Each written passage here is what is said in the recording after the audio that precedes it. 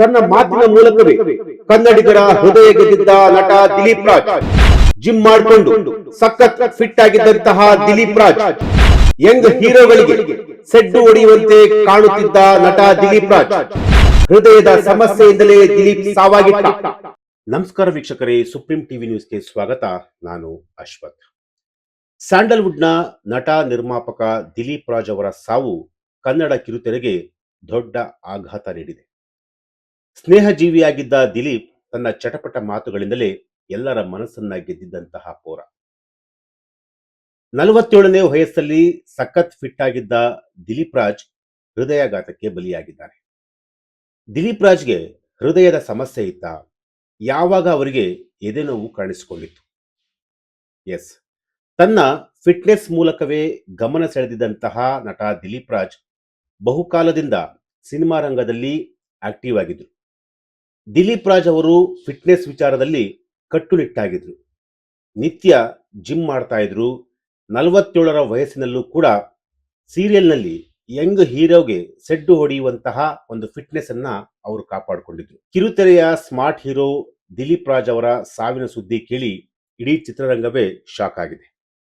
ರಾತ್ರಿಯಷ್ಟೇ, ಅಂದ್ರೆ ನಿನ್ನೆ ರಾತ್ರಿಯಷ್ಟೇ ಸೀರಿಯಲ್ ಕಲಾವಿದರ ಜೊತೆ ದಿಲೀಪ್ ಅವರು ಫೋನ್ನಲ್ಲಿ ಮಾತನಾಡಿದ್ರು. ಆದರೆ ರಾತ್ರಿಯೇ ಅವರಿಗೆ ಎದೆನೋವು ಕಾಣಿಸಿಕೊಂಡಿತ್ತು. ಬೆಳಿಗ್ಗೆ ಅಷ್ಟರೊಳಗೆ ಅವರು ಉಸಿರು ನಿಲ್ಲಿಸ್ಬಿಟ್ಟಿದ್ರು.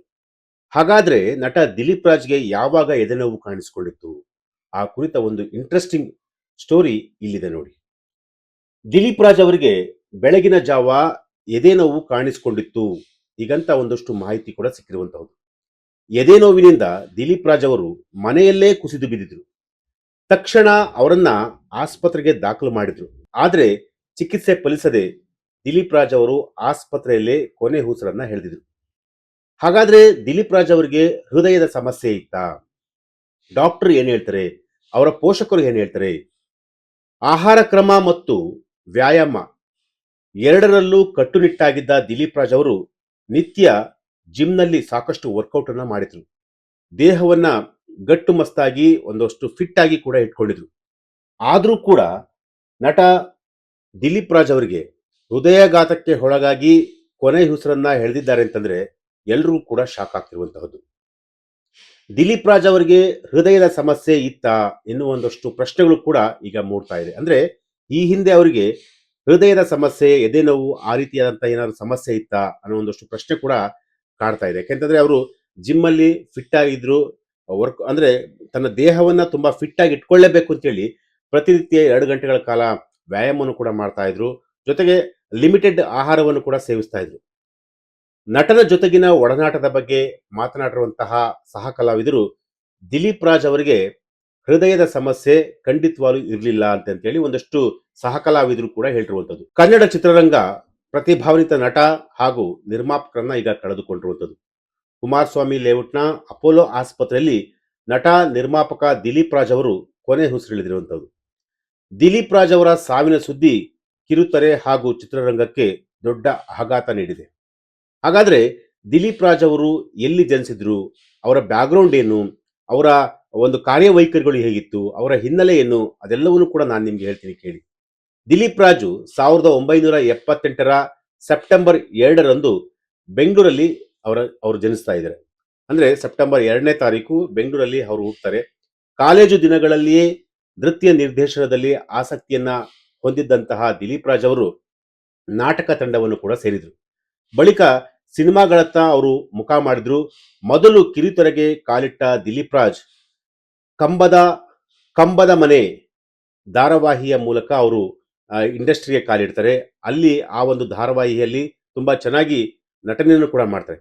ನಂತರ ಜನನಿ, ಅರ್ಧ ಸತ್ಯ, ರಂಗೋಲಿ, ಕುಂಕುಮ ಭಾಗ್ಯ, ಮಾಂಗಲ್ಯ, ಪ್ರೀತಿಗಾಗಿ ಹೀಗೆ ಹಲವಾರು ಸೀರಿಯಲ್ಗಳಲ್ಲಿ ಅವರು ಅಭಿನಯಿಸ್ತಾ ಹೋಗ್ತಾರೆ. ನಟ ದಿಲೀಪ್ ರಾಜ್ 2005ರಲ್ಲಿ ತೆರೆ ಕಂಡಂತಹ ಬಾಯ್ ಫ್ರೆಂಡ್ ಸಿನಿಮಾ ಮೂಲಕ ಸ್ಯಾಂಡಲ್ವುಡ್ಗೆ ಪಾದಾರ್ಪಣೆ ಮಾಡ್ತಾರೆ.